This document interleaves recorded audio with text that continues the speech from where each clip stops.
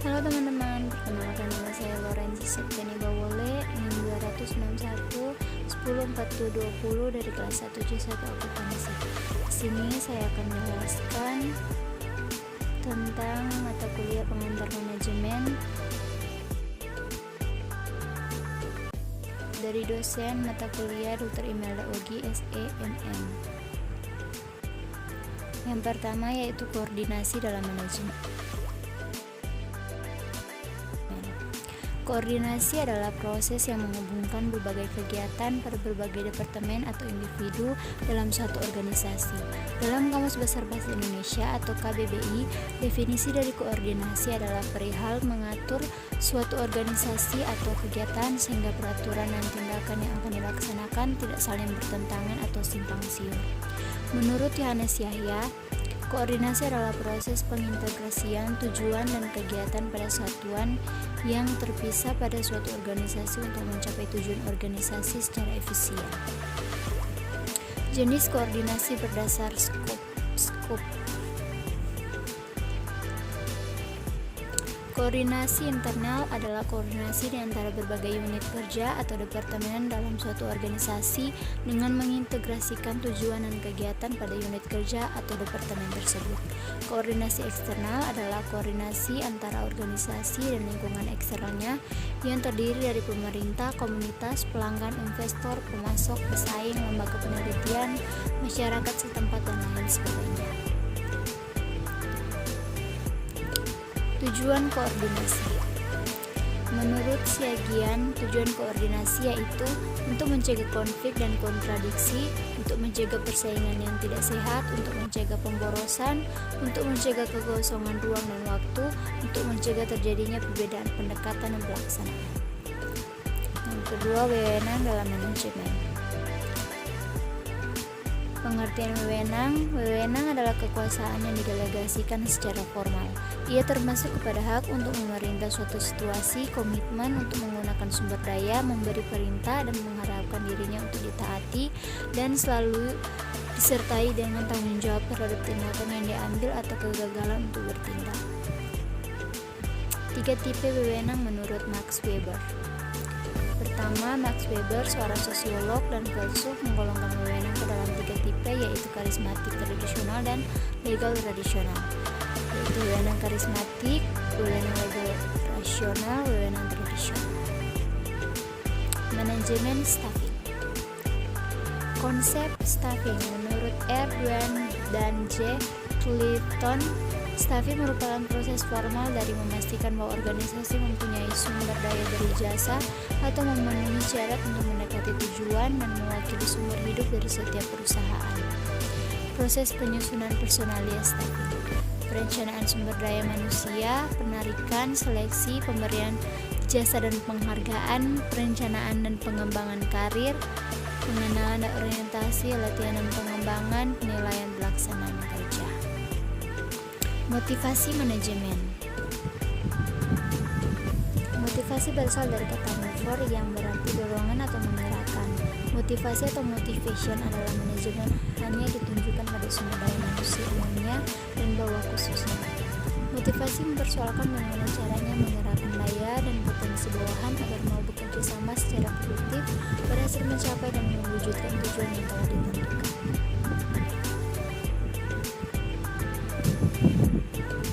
Menurut Melayu SPH Sibun, motivasi adalah pemberian daya penggerak yang menciptakan kegairahan kerja seseorang agar mereka mau bekerja sama, bekerja efektif, dan terintegrasi dengan segala daya upayanya untuk mencapai kepuasan.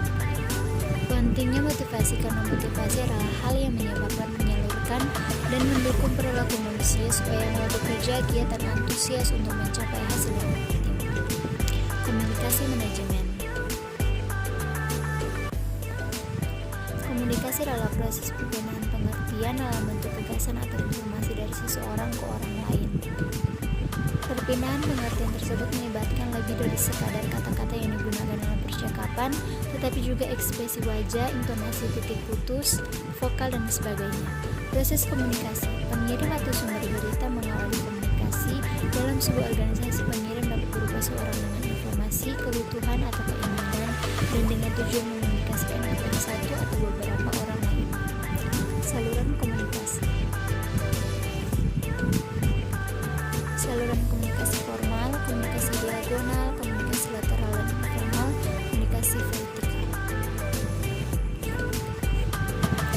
to leadership.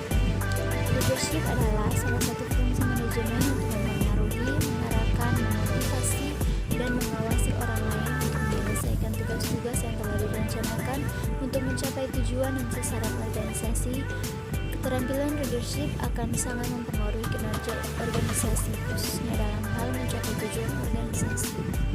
Sikap seorang leader. Seseorang dapat dikatakan memiliki skill leadership yang baik jika memiliki beberapa kemampuan khusus dalam bersikap. Sikap yang diperlukan untuk skill leadership antara lain keterampilan sosial. Seorang individu harus mempunyai kedekatan terhadap situasi sosial dan dapat bertindak sesuai dengan situasi. Mampu membuat keputusan. Suatu permasalahan membutuhkan solusi yang harus diputuskan, kemudian dieksekusi. Kebijaksanaan. Ada banyak orang yang terlibat dalam suatu tim. Semakin banyak orang, semakin banyak pemikiran dan perspektif yang ada. Keberanian. Sebuah tim dalam perusahaan akan menghadapi banyak masalah yang menghadapi. Mengapa leadership diperlukan dalam perusahaan? Leadership merupakan hal penting dalam suatu perusahaan atau organisasi, sebab leadership adalah kunci keberhasilan tim tercapai dengan baik. Semua keputusan gerakan yang laju membangun membutuhkan leadership. Alasan penting mengapa leadership penting adalah membangun tim yang kuat. Manfaat leadership dalam perusahaan. Keberadaan leadership juga memberikan manfaat yang besar untuk sebuah tim dalam perusahaan, yaitu 1. Meningkatkan produktivitas tenaga kerja. 2. Peningkatan kemampuan untuk berhasil di bawah tekanan. 3. Meningkatkan kecerdasan emosional. 4. Meningkatkan karisma dan keseriusan dalam operasi bisnis. 5. Menumbuhkan rasa percaya diri dalam tim Anda. 6. Peningkatan keterampilan mendengarkan dan komunikasi. 7. Meningkatnya kesadaran akan pengembangan organisasi, budaya organisasi, dan manajemen konflik, penggunaan teknik resolusi dan stimulasi untuk memperoleh solusi, penyelesaian konflik yang diinginkan. Budaya organisasi, budaya berasal dari bahasa Latin color yang artinya mengolah atau mengerjakan, kemudian dalam bahasa Inggris disebut culture yang artinya cara atau pola hidup masyarakat. Budaya organisasi menurut Robin sekumpulan intervensi perubahan terencana yang dibangun di atas nilai-nilai humanistik dan demokratik yang berupaya memperbaiki keefektifan organisasi dan kesejahteraan karyawan. Menyiasati konflik. Menghindari konflik dapat dilakukan jika isu atau masalah yang memicu konflik tidak terlalu penting atau jika potensi konfrontasinya tidak seimbang dengan akibat yang akan ditimbulkan. Mengakomodasi. Memberi kesempatan pada orang lain untuk mengatur strategi penyelesaian masalah, khususnya apabila isu tersebut penting bagi orang lain. Negosiasi. Suatu proses di mana di dalamnya terdapat dua pihak atau lebih bertukar barang atau jasa dan berupaya menyepakati tingkat kerjasama tersebut bagi mereka. Langkah-langkah memperkuat budaya organisasi. Pertama, memantapkan nilai dasar budaya organisasi. Kedua, melakukan pembinaan terhadap anggota organisasi. Tiga, memberikan contoh atau teladan. Keempat, membuat acara acara berkualitas. Kelima, memberikan penilaian dan penghargaan. Keenam, tanggap terhadap masalah eksternal dan internal. Ketujuh, koordinasi dan kontrol. Fungsi budaya organisasi. Batas budaya menciptakan perbedaan yang jelas antara satu organisasi dan organisasi yang lain. Identitas budaya membawa suatu identitas bagi anggota-anggota dalam organisasi. Komitmen budaya memfasilitasi timbulnya komitmen pada sesuatu yang lebih besar daripada kepentingan individu atau pribadi.